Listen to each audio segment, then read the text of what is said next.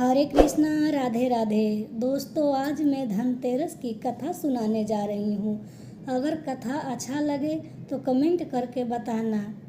कार्तिक कृष्ण पक्ष त्रयोदशी तिथि के दिन धनतेरस का पर्व पूरी श्रद्धा व विश्वास के साथ मनाया जाता है। धनवंतरी के अलावा इस दिन देवी लक्ष्मी और धन की देवता कुबेर की भी पूजा करने की मान्यता है। इस दिन को मनाने के पीछे धनवंतरी के जन्म लेने की कथा के अलावा इसके बारे में एक दूसरी कहानी भी प्रचलित है। कहा जाता है कि एक समय भगवान विष्णु मृत्यु लोक में विचरण करने आ रहे थे। तब लक्ष्मी जी ने भी उसके साथ चलने का आग्रह किया। तब विष्णु जी ने कहा कि यदि मैं जो बात कहूँ तुम अगर वैसा ही मानो तो फिर चलो। तब लक्ष्मी जी उनकी बात मान गई और भगवान विष्णु के साथ भूमंडल पर आ गई। कुछ देर बाद एक जगह पर पहुंचकर भगवान विष्णु ने लक्ष्मी जी से कहा कि जब तक मैं न जाऊं तुम यहाँ ठहरो, मैं दक्षिण दिशा की ओर जा रहा हूँ, तुम उधर मत आना। विष्णु जी के जाने पर लक्ष्मी जी मन में कौतूहल जगा कि आखिर दक्षिण दिशा में ऐसा क्या रहस्य है जो मुझे मना किया गया है, और भगवान स्वयं चले गए। लक्ष्मी जी से रहा न गया और जैसे ही भगवान आगे बढ़े लक्ष्मी जी भी पीछे पीछे चल पड़ी। कुछ ही आगे जाने पर उन्हें सरसों का एक खेत दिखाई दिया जिसमें खूब फल लगे थे।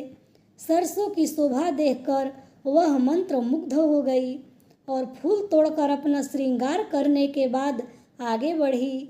आगे जाने पर एक गन्ने के खेत से लक्ष्मी जी गन्ने तोड़कर रस चूसने लगी। उसी क्षण विष्णु जी आए और यह देख लक्ष्मी जी पर नाराज होकर उन्हें श्राप दे दिया कि मैंने तुम्हें इधर आने को मना किया था पर तुम न मानी और किसान की चोरी का अपराध कर बैठी। अब तुम इस अपराध के जुर्म में इस किसान की 12 बरस तक सेवा करो। ऐसा कहकर भगवान उन्हें छोड़कर क्षीर सागर चले गए।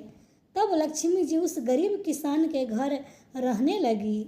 एक दिन लक्ष्मी जी ने उस किसान की पत्नी से कहा, तुम स्नान करके पहले मेरी बनाई गई इस देवी लक्ष्मी का पूजन करो, फिर रसोई बनाना, तब तुम जो मांगोगी मिलेगा। किसान की पत्नी ने ऐसा ही किया।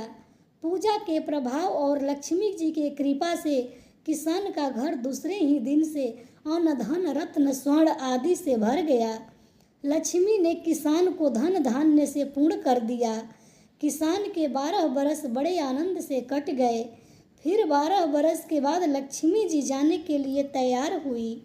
विष्णु जी लक्ष्मी जी को लेने आए तो किसान ने उन्हें भेजने को इनकार कर दिया। तब भगवान ने किसान से कहा, इन्हें कौन जाने देता है, यह तो चंचला है, कहीं नहीं ठहरती, इनको बड़े बड़े नहीं रोक सके। इनको मेरा श्राप था, इसलिए 12 बरस से तुम्हारी सेवा कर रही थी। तुम्हारी 12 बरस सेवा का समय पूरा हो चुका है। किसान हठपूर्वक बोला कि नहीं, अब मैं लक्ष्मी जी को नहीं जाने दूंगा। तब लक्ष्मी जी ने कहा, हे किसान, तुम मुझे रोकना चाहते हो तो जो मैं कहूँ वैसा करो। कल तेरस है, तुम कल घर में लीप पोत कर स्वच्छ करना, रात्रि में घी का दीपक जलाकर रखना और सायंकाल में मेरा पूजा करना और एक तांबे के कलश में रुपए भरकर मेरे लिए रखना।